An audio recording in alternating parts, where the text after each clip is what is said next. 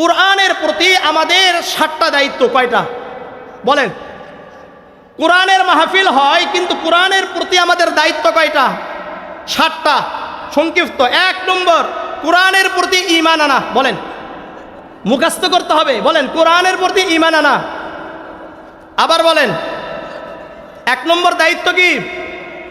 সূরা মুহাম্মাদের 2 নম্বর আয়াত আল্লাহ বলেন, والذين آمنوا وعملوا الصالحات بما نزل على محمد وهو الحق من ربهم والذين آمنوا وعملوا الصالحات যারা ঈমান আনলো, আমেলা সালিহা করলো, ওয়া আমানু বিমা নুজিলা আলা মুহাম্মাদি ওয়া হুয়াল হাক্কু মির রাব্বিহিম, তাদের রবের পক্ষ থেকে যা কিছু অবতীর্ণ হয়েছে, কোরআন এবং হাদিস যা কিছু অবতীর্ণ হয়েছে, ওই কোরআনের উপর ঈমান এনেছে। জামিআ তিরমিজির 3510 নম্বর হাদিস। عن أنس بن مالك رضي الله تعالى عنه قال قال رسول الله صلى الله عليه وسلم إذا مررتم برياض الجنة فارتعوا قيل يا رسول الله وما رياض الجنة قال حلق الذكر। আনাস ইবনে মালিক রাদিয়াল্লাহু তাআলা আনহু বর্ণনা করেন, আল্লাহর রাসূল সাল্লাল্লাহু আলাইহি ওয়াসাল্লাম বলেন, হে আমার সাহাবারা, যখন তোমরা জান্নাতের বাগান দেখবে, জান্নাতের বাগান দিয়ে অতিক্রম করবে, ওই জান্নাতের বাগানে অধিক সময় অবস্থান করো, ওই জান্নাতের বাগান থেকে পাকা পাকা ফল গ্রহণ করো। আল্লাহর রাসূলকে জিজ্ঞাসা করা হলো, ইয়া রাসূলুল্লাহ, ইয়া হাবিবাল্লাহ, ওয়া মা রিয়াসুল জান্নাহ, দুনিয়াতে জান্নাতের বাগান কোনটি?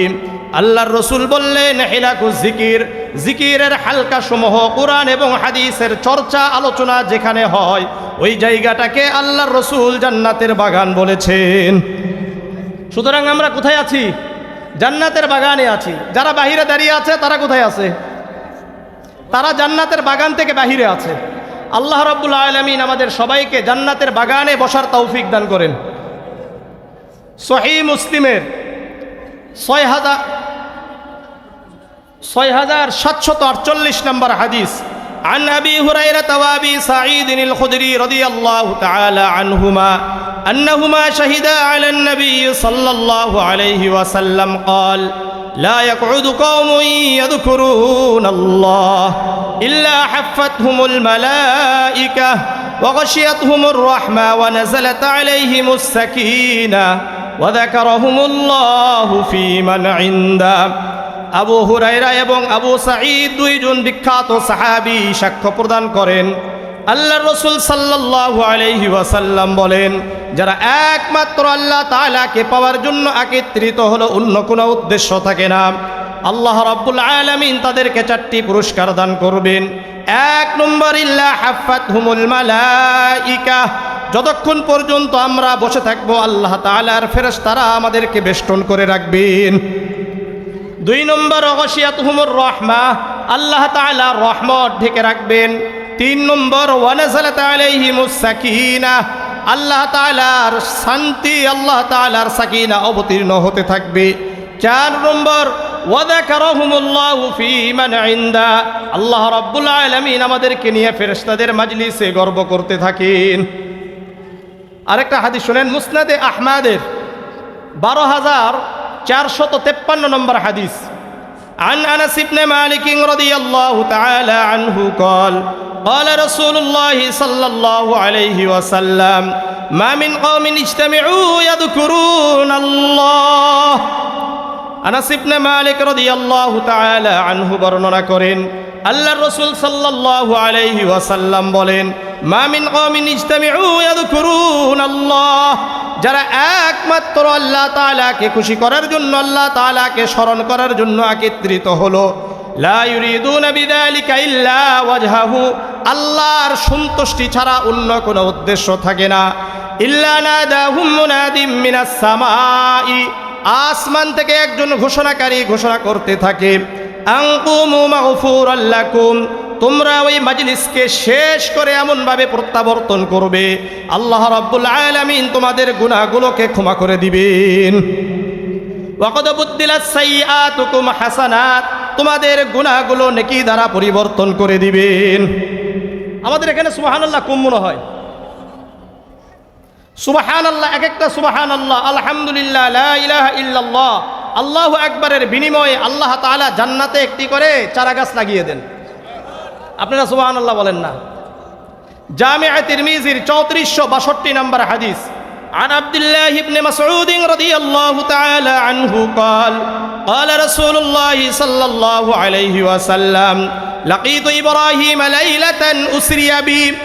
আব্দুল্লাহ ইবনে মাসউদ রাদিয়াল্লাহু তাআলা আনহু বর্ণনা করেন, আল্লাহর রাসূল সাল্লাল্লাহু আলাইহি ওয়াসাল্লাম বলেন, মেরাজের রাত্রিতে সপ্তম আসমানে বাইতুল মামুরের কাছে ইব্রাহিম আলাইহিস সালাতু ওয়াস সালামের সাথে আমার সাক্ষাৎ হয়ে গেল।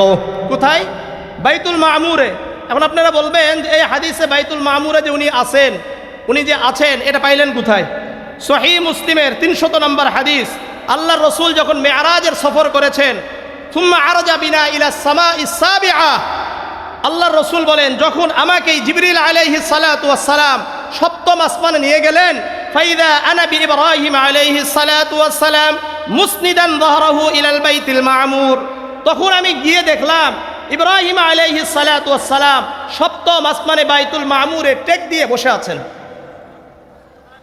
বাইতুল মামুর কোনটা? ইযা হুয়া ইয়াদখুলুহু কুল্লা ইয়াউমিন ৭০,০০০ মালাকিন, যেখানে প্রতিদিন ৭০,০০০ ফেরেশতা প্রবেশ করে তওয়াফ করে। লা ইয়াউদুনা ইলাইহি, যারা একবার তওয়াফ করেছে আর তারা কোনোদিন সুযোগ পাবে না। তো যখন ইব্রাহিম আলাইহিস সালাতু ওয়াস সালামের সাথে রাসূলুল্লাহর সাক্ষাৎ হয়ে গেল, ইব্রাহিম আলাইহিস সালাতু ওয়াস সালাম বললেন, ইয়া মুহাম্মদ আকরি উম্মাতাকা মিন্নিস সালাম, হে মুহাম্মদ আপনি আমার পক্ষ থেকে আপনার উম্মতকে সালাম পৌঁছায়া দেন। ওয়া আখবিরহুম আন্নাল জান্নাতা তাইয়্যিবাতুত তুরবাতি, আর আপনার উম্মতকে এই সুসংবাদ দিয়ে দেন জান্নাতের যেই জমিন হবে এটা সুগন্ধিময়। জান্নাতের ভূমিটা কি? সুগন্ধিযুক্ত। ওয়া আজমাতুল মাই, জান্নাতের পানি হলো সুমিষ্ট। ওয়া আন্নাহা কিআন, জান্নাতের ভূমি উর্বর।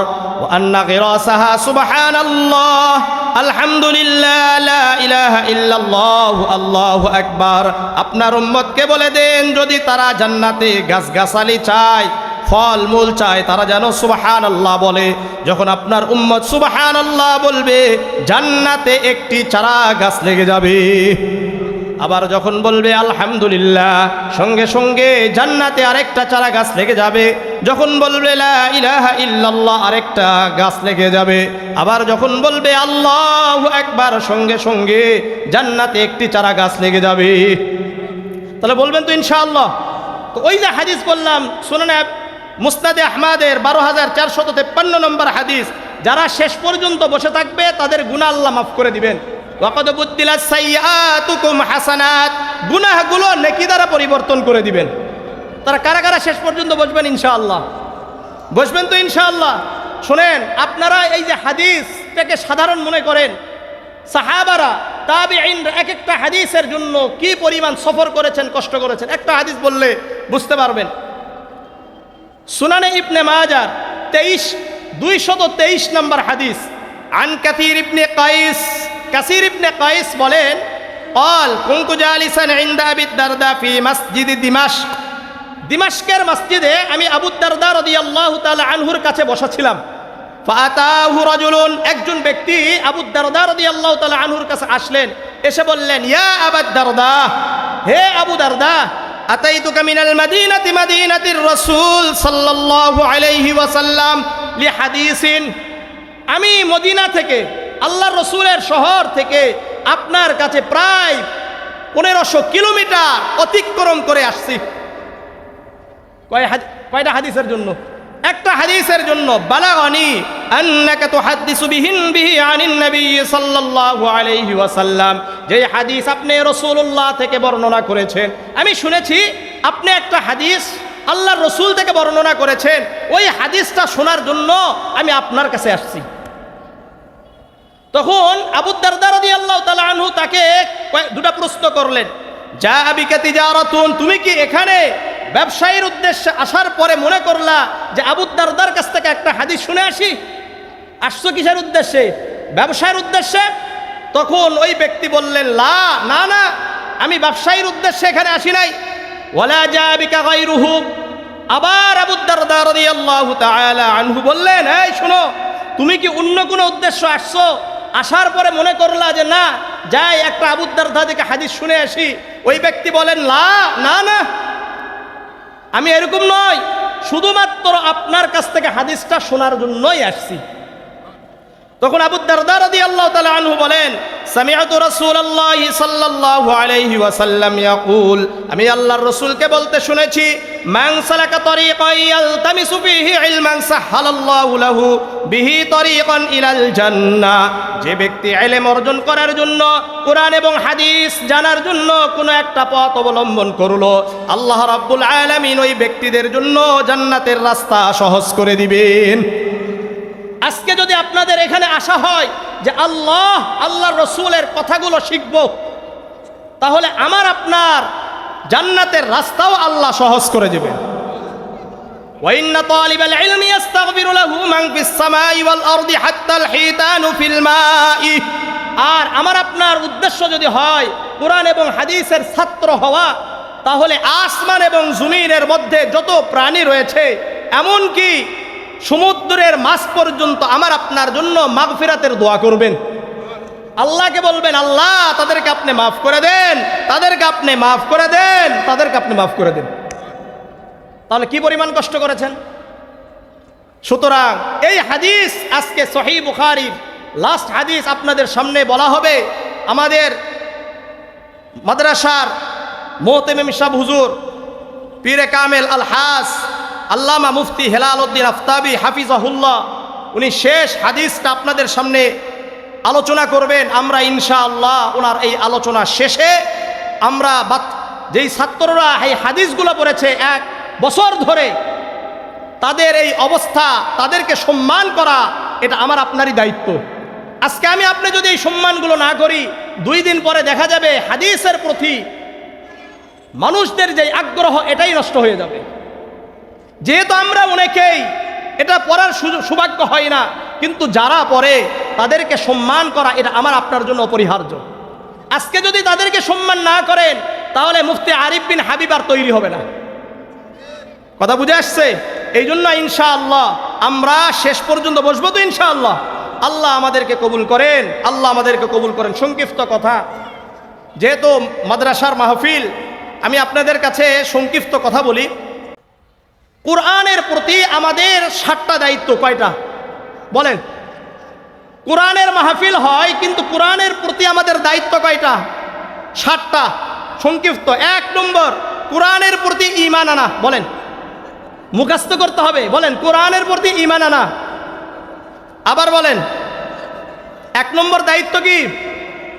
সূরা মুহাম্মাদের 2 নম্বর আয়াত আল্লাহ বলেন, والذين آمنوا وعملوا الصالحات بما نزل على محمد وهو الحق من ربهم والذين آمنوا وعملوا الصالحات, যারা ঈমান আনলো, আমিলা সালিহা করলো, ওয়া আমানু বিমা নুজিলা আলা মুহাম্মাদিন ওয়া হুয়াল হাক্কু মির রাব্বিহিম, তাদের রবের পক্ষ থেকে যা কিছু অবতীর্ণ হয়েছে, কোরআন এবং হাদিস যা কিছু অবতীর্ণ হয়েছে, ওই কোরআনের উপর ঈমান এনেছে। এই আয়াত থেকে বোঝা যায় আমাদের 1 নম্বর দায়িত্ব কোরআনের উপর ঈমান আনা। বলেন, 1 নম্বর দায়িত্ব কি? কোরআনের উপর ঈমান আনা। 2 নম্বর দায়িত্ব কোরআন নিজে শিখা এবং অন্যদেরকে শিক্ষা দেওয়া। বলেন, 2 নম্বর দায়িত্ব কোরআন নিজে শিখা এবং অন্যদেরকে শিক্ষা দেওয়া। জামিউ তিরমিজির 2091 নম্বর হাদিস, عن أبي هريرة رضي الله تعالى عنه قال قال رسول الله صلى الله عليه وسلم تعلموا القرآن والفرائض وعلموا الناس فإني مقبوس। আবু হুরায়রা রাদিয়াল্লাহু তাআলা আনহু বর্ণনা করেন, আল্লাহর রাসূল সাল্লাল্লাহু আলাইহি ওয়াসাল্লাম বলেন, তোমরা নিজেরা কোরআন শিখো, তোমরা নিজেরা কোরআন শিখো এবং ফরায়েজ শিখো, বন্টন নীতিমালা শিক্ষা করো, উত্তরসূরি কিভাবে নীতিমালাগুলো বন্টন করা হয় এগুলো শিক্ষা করো। অর্থাৎ পিতামাতা মারা যাওয়ার পরে তাদের সম্পদ সন্তানদের উপরে যে একটা বন্টন হয় না, এই নীতিমালাগুলোও তোমরা শিখো। ওয়াল্লিমুন নাস, এবং অন্যদেরকে শিক্ষা দাও। ফাইন্নী মাকবুস, কারণ আমি দুনিয়া থেকে চলে যাব। আমি থাকা অবস্থায় তোমরা আগে কোরআনটাকে শিখো, এবং অন্যদেরকে শিক্ষা দাও। তোমরা ফারায়েজ শিখো এবং অন্যদেরকে শিক্ষা দাও, কেননা আমি তো দুনিয়া থেকে চলে যাব। সুতরাং উলামায়ে কেরামরা আসবে, আবার চলে যাবে, আবার আসবে। এখন আমরা যদি নিজে শিখি এবং অন্যদেরকে না শিক্ষা দিই, তাহলে কিয়ামত পর্যন্ত এই কোরআন এবং হাদিস টিকবে না। এই জন্য নিজেদেরকেও শিখতে হবে, অন্যদেরকেও শিখাইতে হবে। মনে থাকবে, যারা শিখবে, যারা শিখাবে, তারাই দুনিয়াতে শ্রেষ্ঠ। সহিহ বুখারীর 5027 নম্বর হাদিস, عن عثمان بن عفان رضي الله تعالى عنه قال قال رسول الله صلى الله عليه وسلم خيركم من تعلم القرآن وعلمه। উসমান ইবনে আফফান রাদিয়াল্লাহু তাআলা আনহু বর্ণনা করেন, আল্লাহর রাসূল সাল্লাল্লাহু আলাইহি ওয়াসাল্লাম বলেন, পুরা দুনিয়ার মধ্যে তারাই উত্তম যারা কোরআন পড়ে এবং অন্যদেরকে পড়ায়। তোমাদের মধ্যে উত্তম তারাই যারা কোরআন শিখে এবং অন্যদেরকে শিক্ষা দেয়। সুতরাং পুরা দুনিয়াতে শ্রেষ্ঠ কারা? বলেন বলেন। যারা শিখে এবং অন্যদেরকে শিক্ষা দেয়।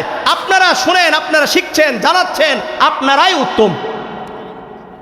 বুঝে আসছে?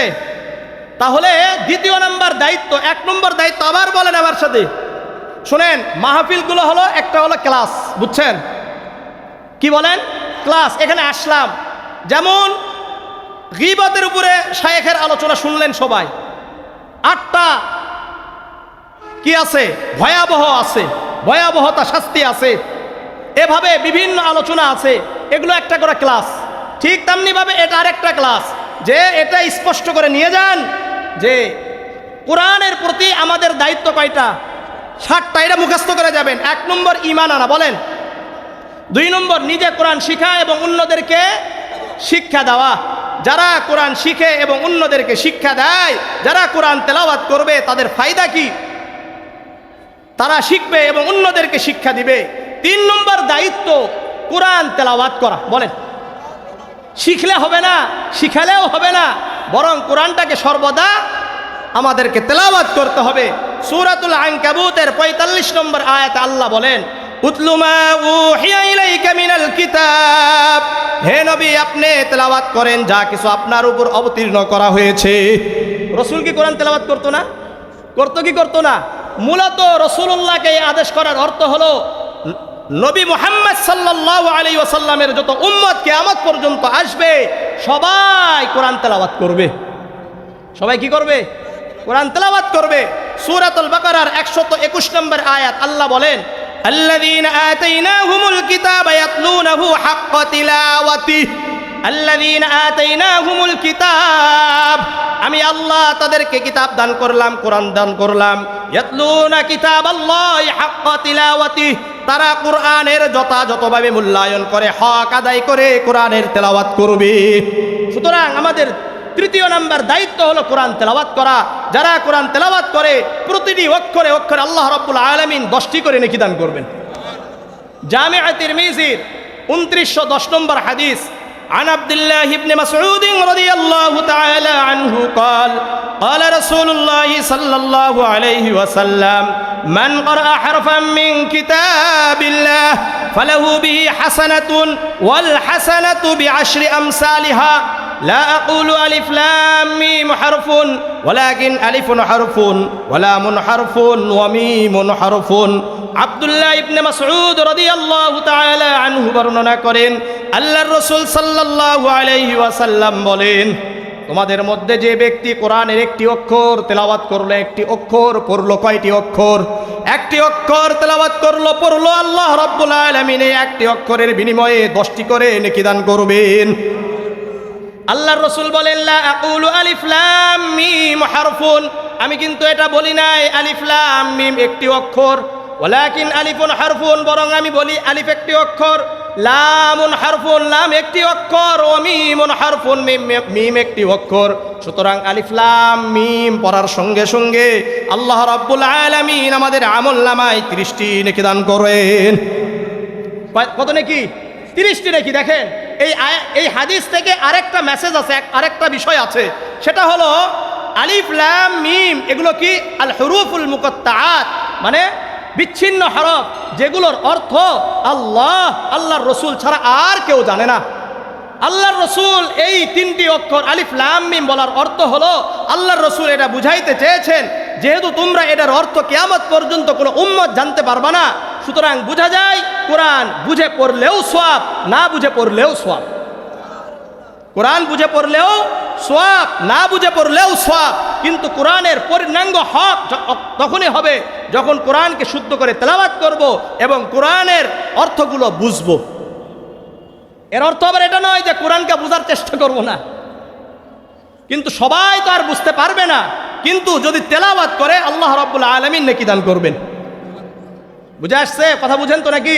কারা কারা বুঝেন? সবাই? আল্লাহ বুঝার তৌফিক দান করেন, আল্লাহ বুঝার তৌফিক দান করেন, আল্লাহ বুঝার তৌফিক দান করেন।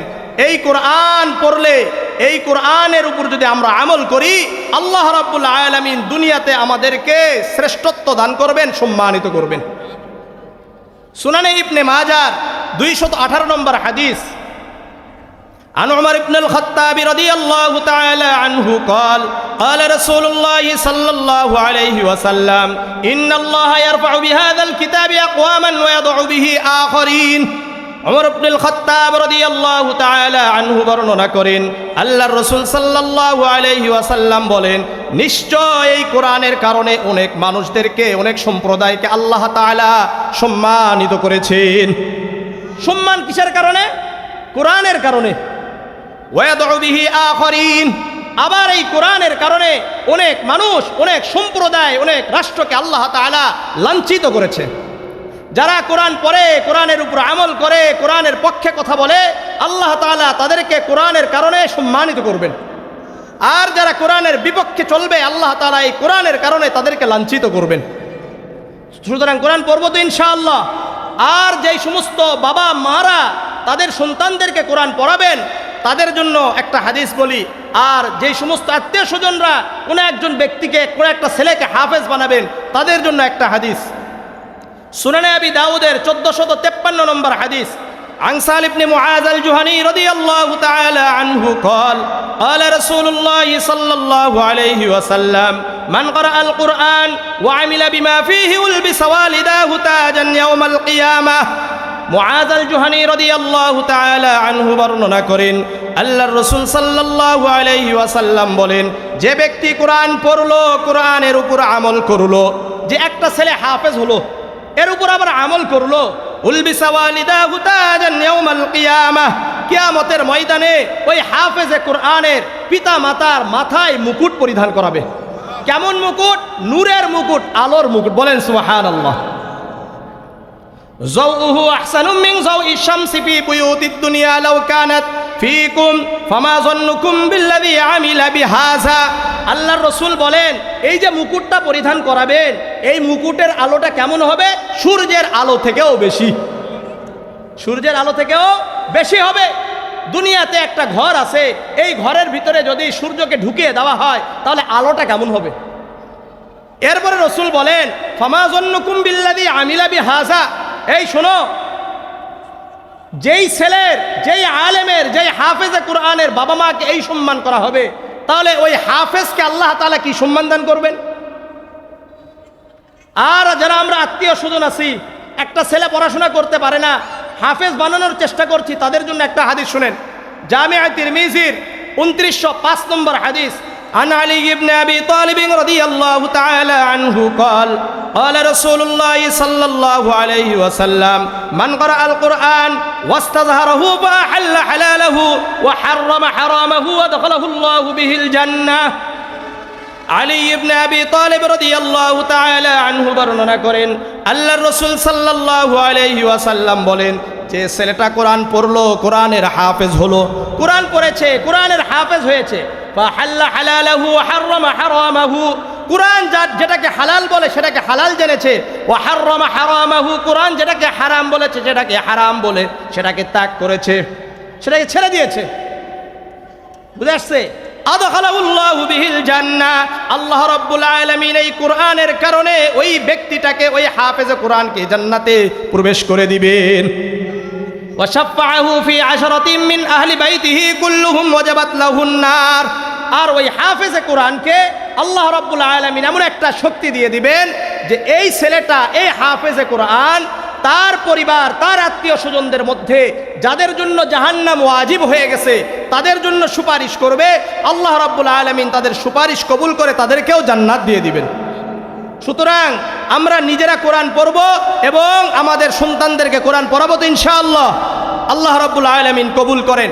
তাহলে আমাদের কোরআনের প্রতি 1 নম্বর দায়িত্ব বলেন ঈমান আনা, 2 নম্বর দায়িত্ব কোরআন শিখা এবং অন্যদেরকে শিক্ষা দেওয়া, 3 নম্বর দায়িত্ব কোরআন তেলাওয়াত করা, কোরআন তেলাওয়াত করা, 4 নম্বর দায়িত্ব কোরআনের উপর আমল করা। বলেন কোরআনের উপরে আমল করা।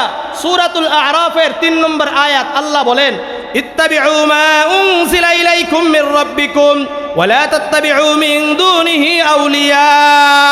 ইত্তাবিউ মা উনজিলা ইলাইকুম মির রাব্বিকুম, তোমরা অনুসরণ করো ওই কিতাবের যেই কিতাব তোমাদের কাছে অবতীর্ণ করা হয়েছে। সুতরাং এই আয়াত থেকে বোঝা যায় কোরআনের উপর আমল করতে হবে। কোরআনের উপর কি বলেন? আমল করতে হবে। জামিআ তিরমিজির 2416 নম্বর হাদিস, عن عبد الله بن مسعود رضي الله تعالى عنه قال قال رسول الله صلى الله عليه وسلم لا تزول قدم ابن آدم يوم القيامة من عند ربه حتى يسأل عن 50। আব্দুল্লাহ ইবনে মাসউদ রাদিয়াল্লাহু তাআলা আনহু বর্ণনা করেন আল্লাহর রাসূল সাল্লাল্লাহু আলাইহি ওয়াসাল্লাম বলেন, কিয়ামতের ময়দানে 5টি প্রশ্নের উত্তর দেওয়া ছাড়া কোনো আদমের সন্তান এক পাও সামনে অগ্রসর হতে পারবে না। 1 নম্বর আন উমরিহি ফিমা আফনাহু, আমি আল্লাহ যেই জীবন দান করেছিলাম এই জীবন কোথায় ব্যয় করেছো। 2 নম্বর ওয়া আন শাবাবিহি ফিমা আবলাহু, আমি আল্লাহ যেই যৌবন দান করেছিলাম এই যৌবন কোথায় ব্যয় করেছো। 3 নম্বর ওয়া আন মালিহি মিন আইনা ইকতাসাবাহু, তোমরা যেই সম্পদ উপার্জন করেছো এই সম্পদ কিভাবে উপার্জন করেছো, হালাল ভাবে না হারাম ভাবে। আর 4 নম্বর ফিমা আনফাকাহু, এই কোরআন অর্থাৎ তোমরা সম্পদকে কোথায় খরচ করেছো, ভালো জায়গায় না খারাপ জায়গায়। আর 5 নম্বর ওমাদা আমিলা ফিমা আলিমা, কোরআন কতটুকু শিখেছো, ইসলাম সম্পর্কে কতটুকু জেনেছো, এর উপর আমল করেছো। সুতরাং আমরা কোরআনের উপর আমল করবো ইনশাআল্লাহ। আবার বলেন 1 নম্বর ঈমান আনা, 2 নম্বর কোরআন শিখা এবং অন্যদেরকে শিক্ষা দেওয়া, 3 নম্বর কোরআন তেলাওয়াত করা, 4 নম্বর কোরআনের উপরে আমল করা, 5 নম্বর কোরআনের তাবলীগ করা। আপনারা কি কথা বলা ছাড়া করতে পারেন না? আপনাদের তাই কি শিখবে?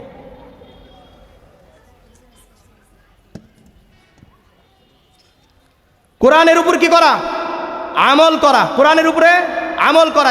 5 নম্বর কোরআনের তাবলীগ করা। বলেন সূরাতুল মাইদার 66 নম্বর আয়াত আল্লাহ বলেন ইয়া আইয়ুহার রাসূল বাল্লিগ মা উনজিলা ইলাইকা মির রাব্বিক, হে রাসূল আপনার উপর যা কিছু অবতীর্ণ করা হয়েছে আপনি পৌঁছায়া দেন।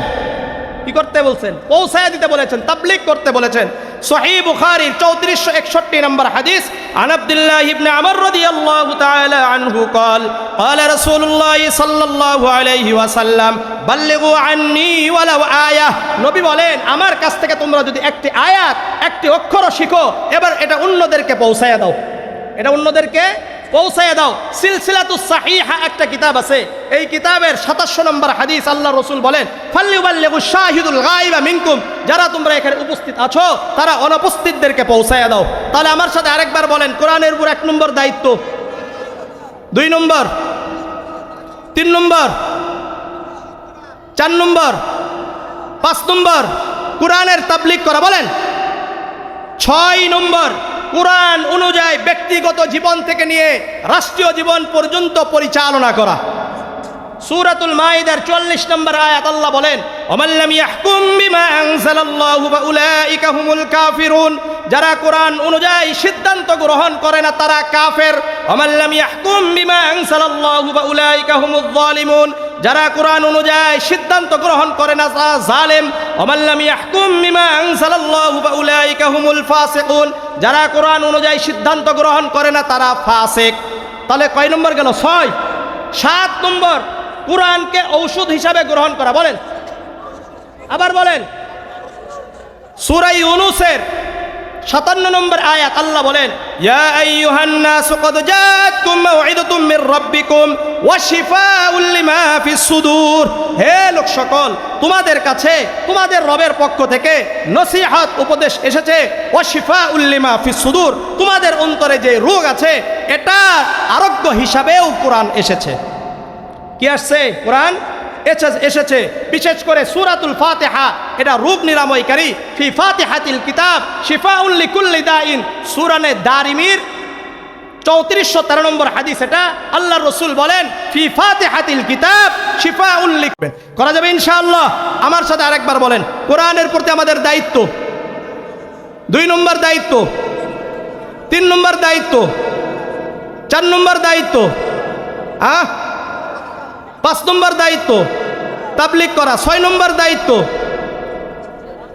ব্যক্তিগত জীবন থেকে নিয়ে রাষ্ট্রীয় জীবন পর্যন্ত পরিচালনা করা, 7 নম্বর দায়িত্ব। কার কার মুখস্থ হয় নাই হাত উঠান। কার কার মুখস্থ হয়েছে হাত উঠান। সবার হয়েছে? আল্লাহ তাআলা আমাদেরকে কবুল করেন। এখন শেষ পর্যন্ত হুজুরের কথা দোয়া করে এরপরে যাবেন ইনশাআল্লাহ। এরপরে যদি হুজুরও বলে যে পকেটে হাত দেন, পকেটে হাত দিবেন ইনশাআল্লাহ। আল্লাহ আমাদের সবাইকে কবুল করেন। তাই এটা